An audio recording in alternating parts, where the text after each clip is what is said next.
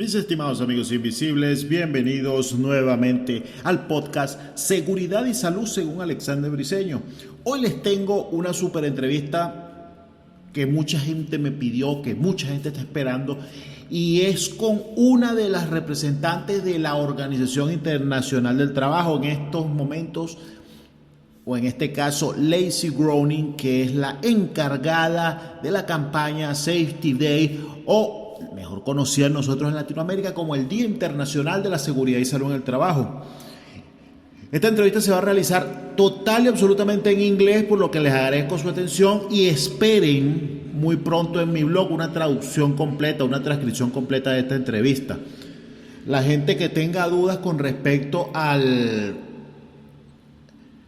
cualquier punto que se trate, por favor háganme llegar sus dudas. Si quieren contactar a LACYE para alguna pregunta o duda, háganmelas también, que yo se las puedo pasar y traducir sin ningún problema, porque ya quedó abierta a recibir cualquier duda con respecto a esta campaña del Día Internacional de la Seguridad y Salud en el Trabajo, que es el 28 de abril, como todos conocemos. Como siempre ustedes han escuchado, yo soy bastante crítico de estas campañas porque hasta donde me ha dado mi experiencia, donde lo que he logrado yo trabajar en varios países, estas campañas no han llegado a nada, por lo menos desde mi punto de vista. Pero en este caso, contacté a la OIT para que sean ellos, a través de sus representantes, que son profesionales en el área de la seguridad y salud en el trabajo, nos expliquen directamente desde Bruselas cuál es la idea de ellos con esta campaña. Y nadie mejor que LACYE GROENING para que nos lo explique.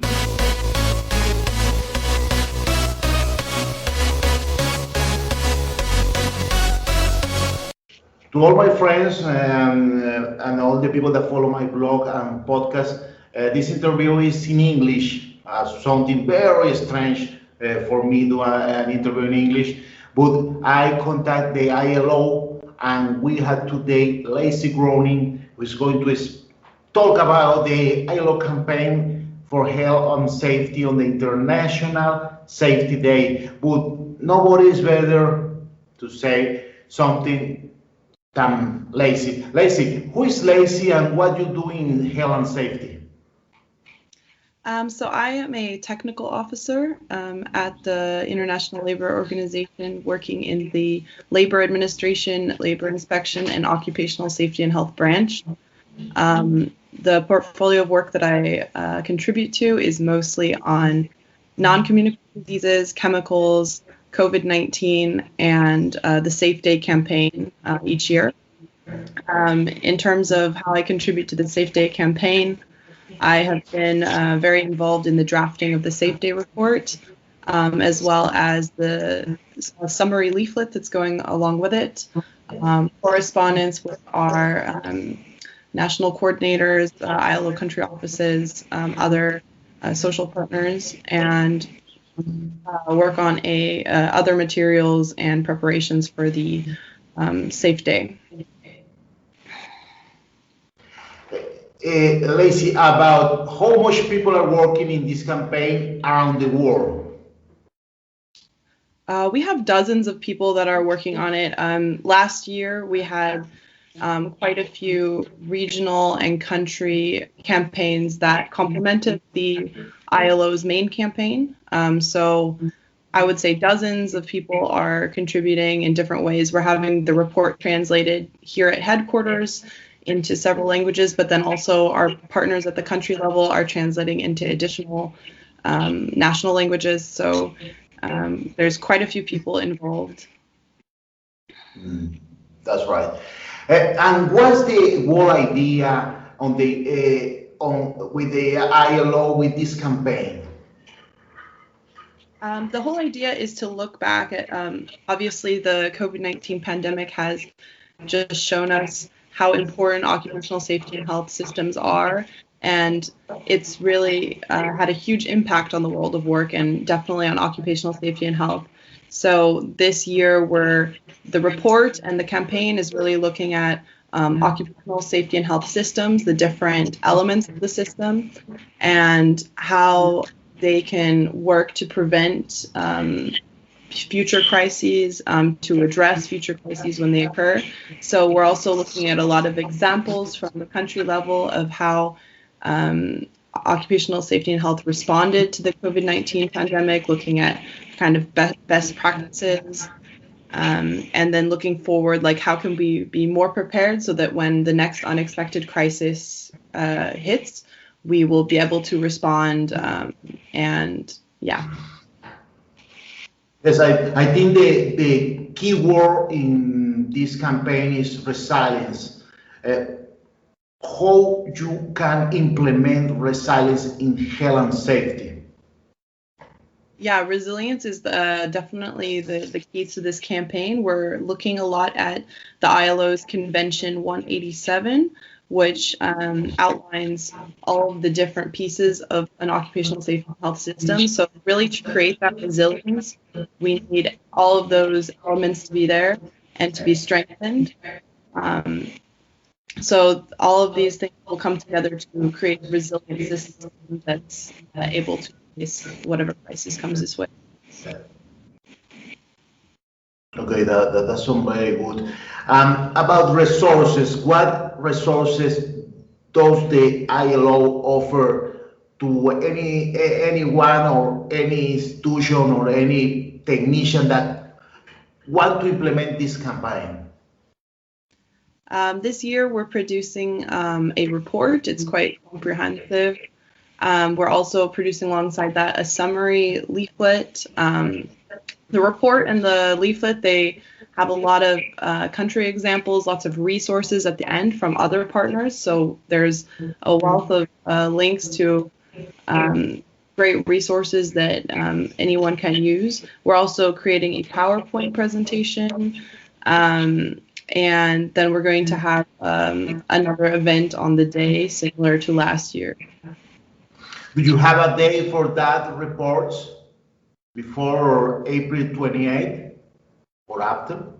The reports and all of the materials should be available no later than around a week before the April 28th. We don't know the exact date because we're still in the midst of finalizing those and yeah. Okay. I have a question to all my guests that is mandatory. How do you see the future of health and safety with this pandemic? I see that health and safety is going to definitely be given more of an importance also in the emergency response. The occupational safety and health it's also been shown that it needs to be a part of the entire emergency response because the world of work has been so closely interlinked with aspects of the pandemic. So whenever there is an emergency response, working with labor partners will become more and more important. I believe it will be more of a comprehensive response. That's very important. And the ILO, how you measure your results when we are talking about campaigns of health and safety, we need to measure the results. How do you do that? In terms of really like short-term measuring how the campaign goes or is implemented, last year we really looked at all of the different events and campaigns that were done all around the world. We kind of created a summary report about that. Obviously, this campaign is really looking at resilience and all of these things that we can't measure in the short term. Yeah. Yes, it's something a little hard to measure resilience, but it's a good idea to have it. And that's one of the key words that take my attention, resilience and investment in crisis. That's another thing. Mm-hmm. Yeah. What organizations collaborate with you? I know the ILO is a very big organization, but another organization around the world is collaborating with you? Yes, we collaborate a lot with other UN organizations. So definitely we collaborate quite a lot with the World Health Organization, specific to COVID-19. That they have been a very close partner with that. We also collaborate with our social partners, so employers and workers organizations. And we are in a lot of multilateral groups with lots of different UN agencies. About feedback, to me, feedback is very important. We know that we are doing good things or bad things through feedback. Do you get feedback from the from this campaign and the others campaigns? ILO have a lot of campaign every year, but about others campaign, would you get a specific feedback from Latin America? When you talk about feedback, do you mean about the topic of the campaign or the content of the report? Yeah, we can call, we can talk about the whole picture, about the reports and the campaign too.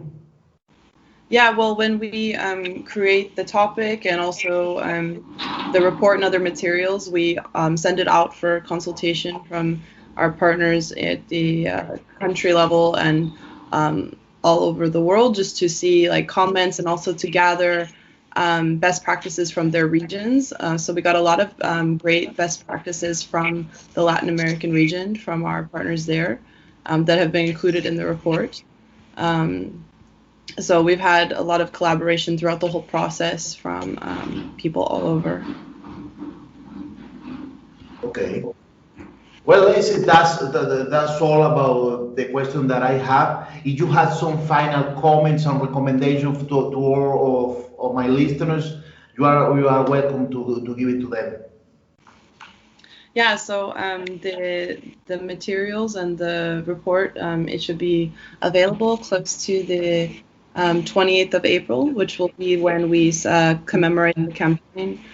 And we are really encouraging people to also, if they organize other regional events, we would love to hear about that and include that and discuss that as well. So definitely in contact with us.